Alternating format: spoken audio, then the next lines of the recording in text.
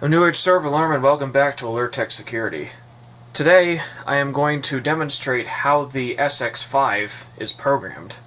It's very complicated. It has a lot of steps compared to your typical security system.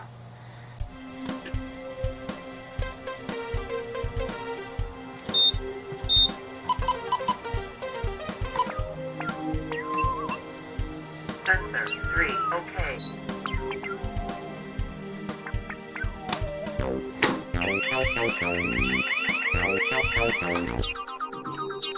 You have pressed the panic.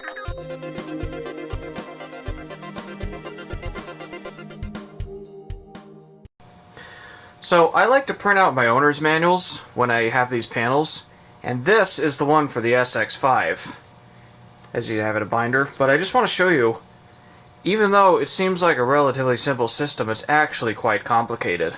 This owner's manual has almost 150 pages in it, because not only does it tell you how to install the panel, but it also tells you how to install the sensors and test it. So, like, there's all kinds of information on the system in here. It is extremely wordy. But that's not the only thing, though.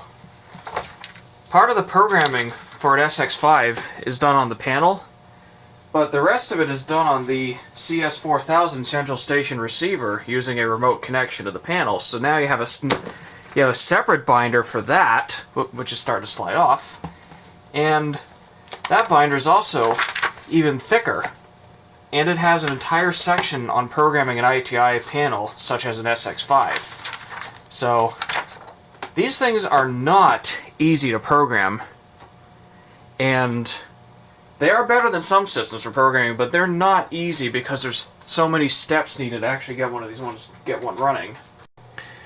So besides needing the installation manual and the CS4000 central station receiver, you also need the ITI Handheld sensor programmer, which is this little device right here.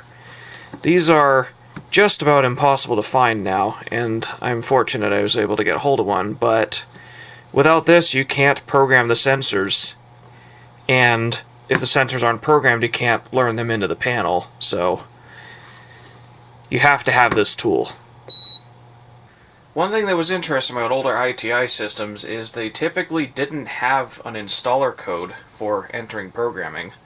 The way you enter programming on this one is you put the key in the lock, you open the door, and there's two little dip switches here labeled 1 and 2. You flip dip switch 2 up, and then that puts the system into programming mode by the letter P right there. So what it's doing right now is it's blinking through the sensors that have been programmed into the system. It just does this in a continuous loop.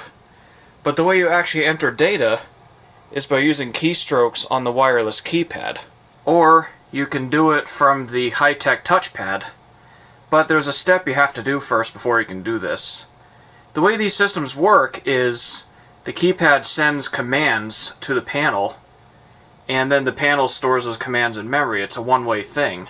But this keypad has to be able to know in its own memory what the currently programmed sensors are. The keypad display wants you to press a button called the fast forward switch. What it doesn't tell you is you have to hold it. And when you hold it down, the display actually skips through the sensors at a faster rate. It's basically used for skipping through the list, so you don't have to wait forever, but it serves to load data into the high-tech touchpad. When the high-tech touchpad is satisfied, it beeps, as you heard, and it displays this. Before you can actually start programming with a wireless touchpad, you have to program something on the touchpad so it can actually communicate with the panel. And this is called the house code, and this is basically a number that identifies the system. You have to set these numbers unique to every system in the area so they don't mess up with each other.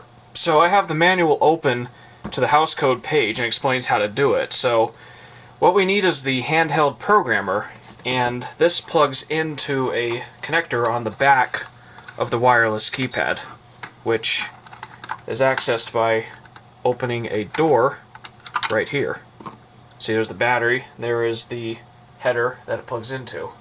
So now I don't have the actual cable that comes with it, so I had to make my own. It's kind of jank, but you plug it in to the header. So As you can see, the keypad beeps and the programmer... See, the keypad loves to beep during this. But the keypad beeps and the programmer says hello. So now we can press read to read what's currently on the keypad, which the house code is set to 42.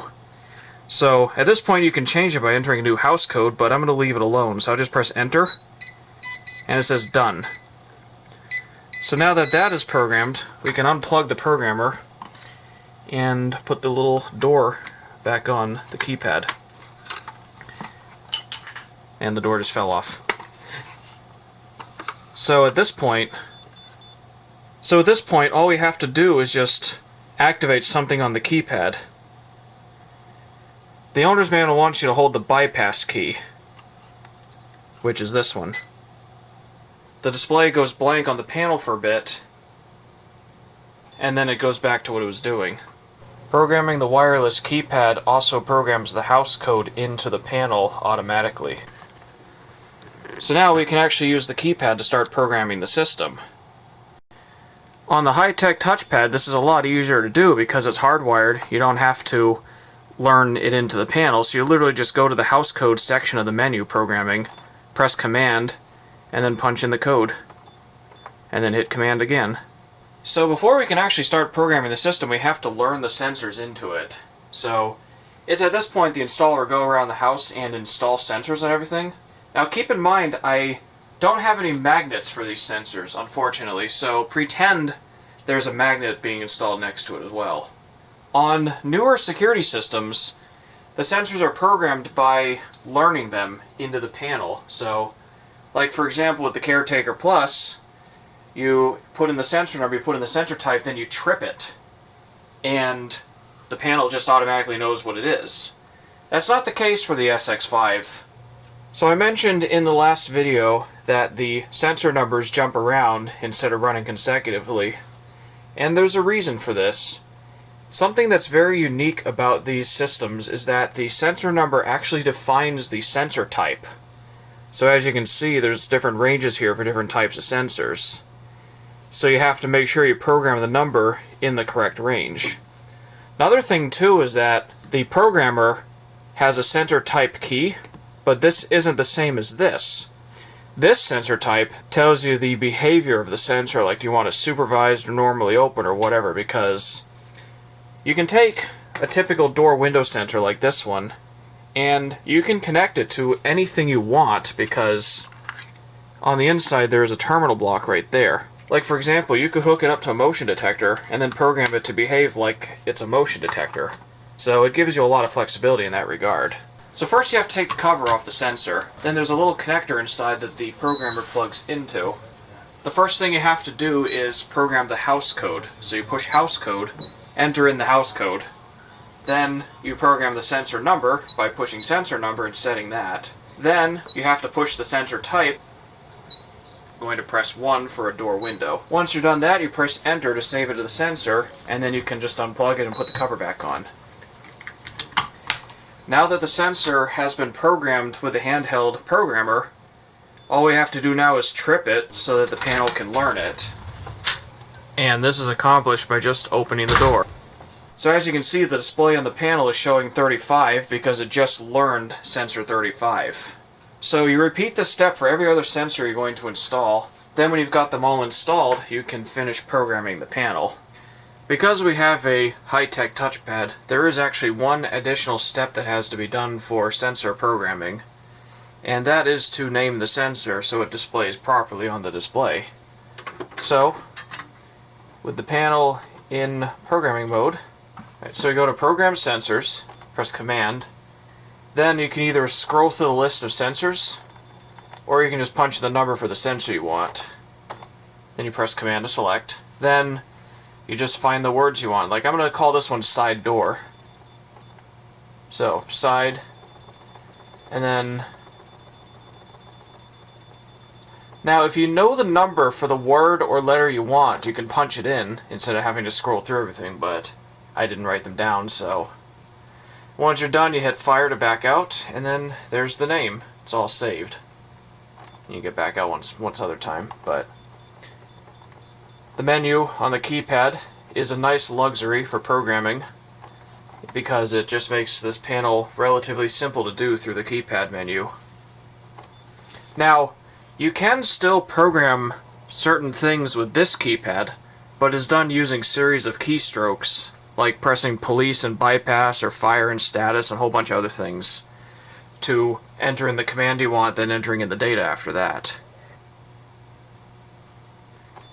With the keypad programming, you can do essential features, like the stuff you see scrolling by on the keypad, but there's a lot of more advanced programming features you can only do with the central station receiver. To continue the programming with the CS4000 central station receiver, we actually have to get the panel connected to it, and there's a couple ways to do that. The first way is calling the central station from the premise telephone, and then having the receiver call back with the same phone number while the installer initiates a phone test on the panel. The second method is you can program the phone number directly into the panel and then have it call the receiver while the receiver operator is waiting for it. I'll demonstrate the first method.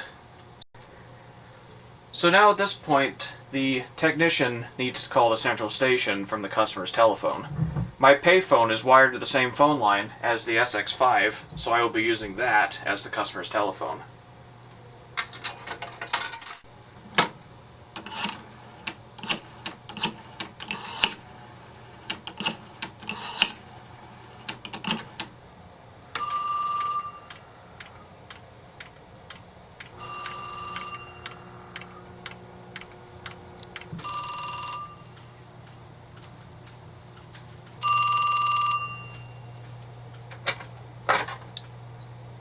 Central station. Yeah, it's a new age server alarm. Hi. How you doing over there? Good? It's going great.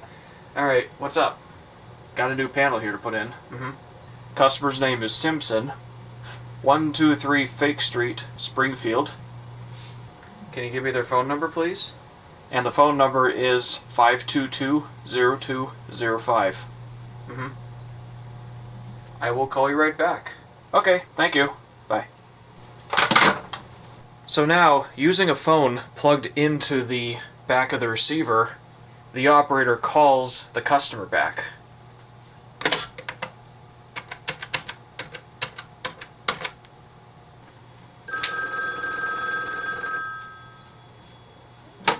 Hello? Hi. You ready to start? Okay, here goes. Alright.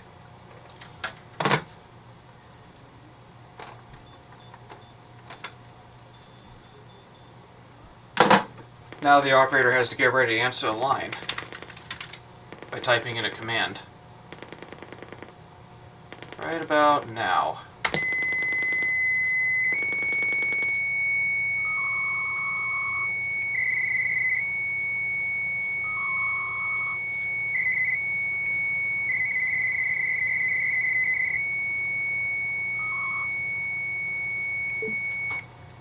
Now the receiver has trapped the panel, and what this means is essentially the connection is being held by the receiver until it's released. So, the first step the operator would do is using the information sheet from earlier, they would program the account number using the command account. And as you can see on the screen, the account number has been changed from all zeros to 42320. So the next thing they have to do is program the phone number so that the panel can call back if it needs to. That would be the number for the central station receiver. Same thing like last time, it changed from all zeros to the new number. So now at this point, the operator could do more programming like sensor group characteristics and extra access codes and all kinds of stuff. When the operator is complete, all they have to do is release the panel so that it gets hung up.